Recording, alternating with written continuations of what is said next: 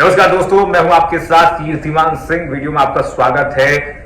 आज हम बात करेंगे, देखिए, भगवान जगन्नाथ की रथ यात्रा निकल रही है। उड़ीसा में भव्य रूप से इस रथ यात्रा को निकाला जा रहा है और करोड़ों लोग इस रथ यात्रा को, रथ को खींचते हैं और आस्था का प्रतीक ये रथ यात्रा अपने आप में एक पौराणिक कथाओं से जुड़ा हुआ है। और ये ऐसा माना जाता है कि भगवान जगन्नाथ कुंडाची मंदिर तक का सफर करते हैं। उनके साथ उनके भाई, उनकी बहन सुभद्रा और बलभद्र भी साथ साथ चलते हैं। 3 रथ तैयार की जाती हैं। 3 रथों में पहले में भगवान जगन्नाथ होते हैं, जो सबसे बड़ा रथ आपने देखा होगा चित्रों में, तस्वीरों में, और अभी वीडियो वायरल हो रही है, आप जाकर देखिएगा।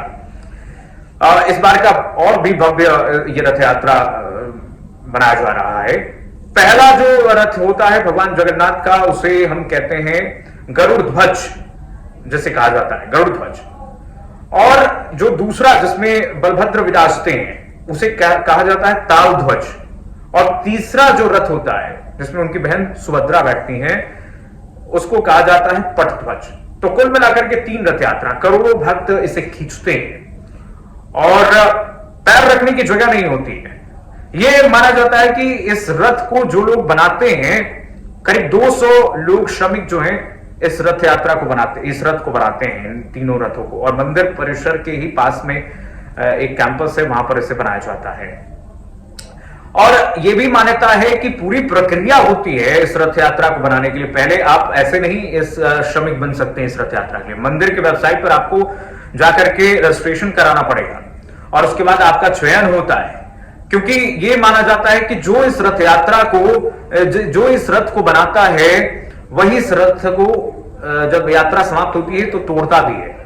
और उसके बाद जो नीलामी प्रक्रिया होती है वो भी बहुत खास होती है। उसके लिए भी एक प्रक्रिया है। कहा जाता है कि रथ का जो रथ का जो पहिया है, उसकी नीलामी बहुत मायने रखती है। 50,000 में एक पहिया बिकता है और हर एक छोटा छोटा पार्ट जो है बिक जाता है, यानी खरबों की एक रथ नीलामी में बिक जाती है। तो कुल मिलाकर के इसको लेकर आप, ये भी कहा जाता है कि देखिए, एक पूरे फेज में और मुहूर्त देख करके रथ को बनाने की प्रक्रिया बहुत पहले से शुरू हो जाती है इस यात्रा से। तो कहा जाता है कि देखिए, उड़ीसा से लकड़ी आती है बसंत पंचमी पर, उसके बाद अक्षय तृतीया पर इसकी शुरुआत हो जाती है, बनाने की शुरुआत हो जाती है, और रामनवमी पर यह पूरी तरीके से बनने के लिए तैयार हो जाता है, यानी कि बन करके पूरा मतलब फिनिश हो जाता है।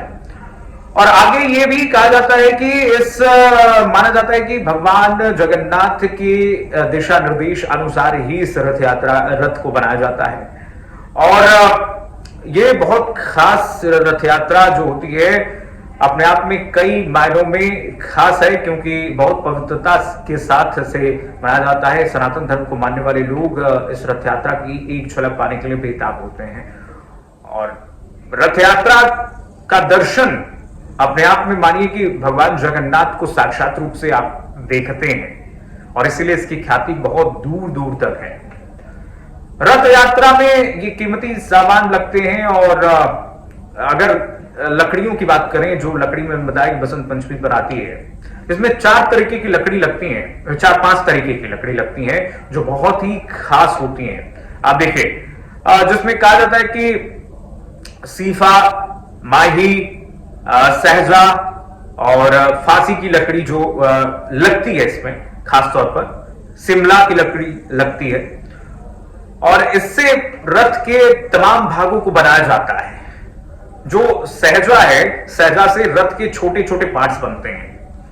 जो इसमें धौरा है, धौरा से ऊपर का हिस्सा बनता है। और फांसी से जो पहिया है, वो महत्वपूर्ण, जो बहुत ही बड़े बड़े पहिए आप देखते होंगे रथ के, वो बनता है। तो कुल मिलाकर के ये लकड़ियां हैं जिनसे वैदिक मंत्रोच्चार के साथ इस रथ को बनाया जाता है। ये रथ प्रतीक होता है भगवान जगन्नाथ के सवारी का, भगवान जगन्नाथ के और सनातन के प्रतीक का। तो कुल मिलाकर के रथ भी बहुत महत्वपूर्ण हो जाता है। और यह भी कहा जाता है कि रथ को जो खींचता है, वो सीधे सीधे मोक्ष को प्राप्त करता है। भगवान जगन्नाथ का सीधा आशीर्वाद उनको मिलता है। तो पूरी उत्सव की तैयारी हो चुकी है। जगन्नाथ पुरी के नाम से पूरा जाना जाता है और पुरी इस वक्त तैयार है। आप भी अगर शरीक होना चाहते हैं तो जरूर शरीक होइए, जरूर भाग लीजिए इसमें, क्योंकि भगवान जगन्नाथ का आशीर्वाद आपको जरूर प्राप्त होगा। चलिए वीडियो को लाइक कीजिए, शेयर कीजिए, सब्सक्राइब कीजिए। चलो।